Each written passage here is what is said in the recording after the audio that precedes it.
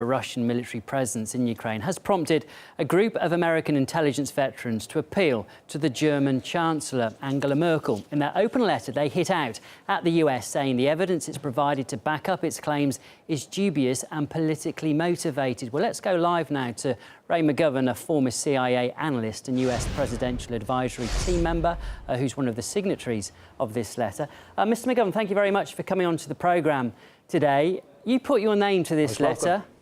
Why are you so concerned? That's right. Well, we're concerned that Angela Merkel, together with some other European leaders, do not really realize what the stakes are for them. And when this faux intelligence is adduced, fuzzy images from photography and other things which prove nothing, we have a very terrible flashback to the situation 11 years ago when the same kind of faux intelligence was used to justify a war of aggression on the part of the United States and the United Kingdom against Iraq. We see that same thing happening again, and we think that this time the other party is Russia, and that people should be aware that Russia will not let its security interests be jeopardized by drawing the Ukraine into what could be NATO. So, Ray, explain to me, how can this happen? Because people might be surprised to hear this coming from someone like yourself. If the intelligence services provide evidence and they say to politicians, look, we don't believe this is viable, how are they then able to use it and publicise it in the media? Well, that's the crucial question, and I'm glad you asked it. The policymakers are not obliged to take the intelligence. They can distort it, as they did with respect to Iraq, or they can just ignore it, as they're doing now. All this talk about Russian expansionism, there is not one scintilla of evidence that Putin or any other Russian leader ever thought that they would reincorporate Crimea into Russia proper until there was a coup d'etat in Kiev run by the United States and the EU, toppling a regime there which was reasonably pro-Russian, and replacing it with a regime that was anxious, eager to move the Ukraine into the orbit of the EU and eventually NATO. The Russians are not going to stand for that. They should have known that. The only people who are responsible for this are either the people who want this kind of tension, because peace is not good for business. Witness the fact that the common European battle tank has now gotten a new resuscitation.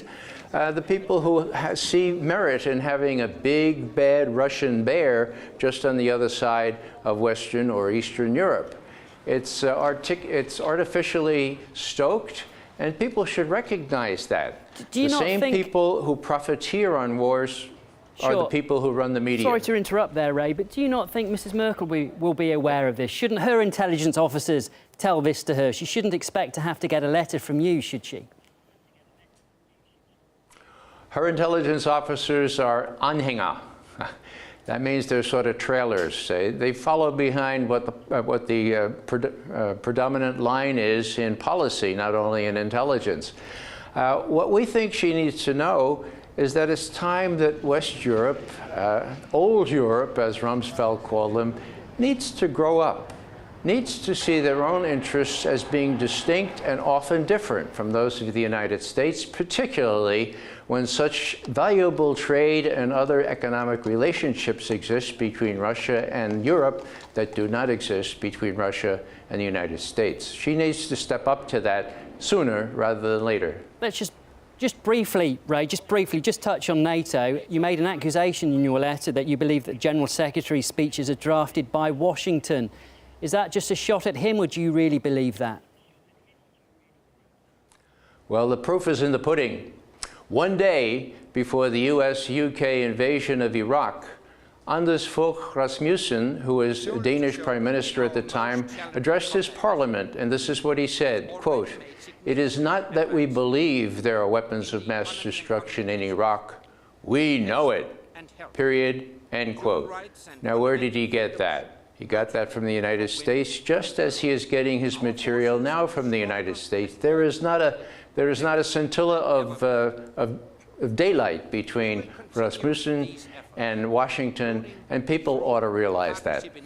Sure, OK, and I'm sure it will be met with firm rebuffals from NATO too. But thank you for your analysis, Mr. McGovern. That's Ray McGovern, a former CIA analyst.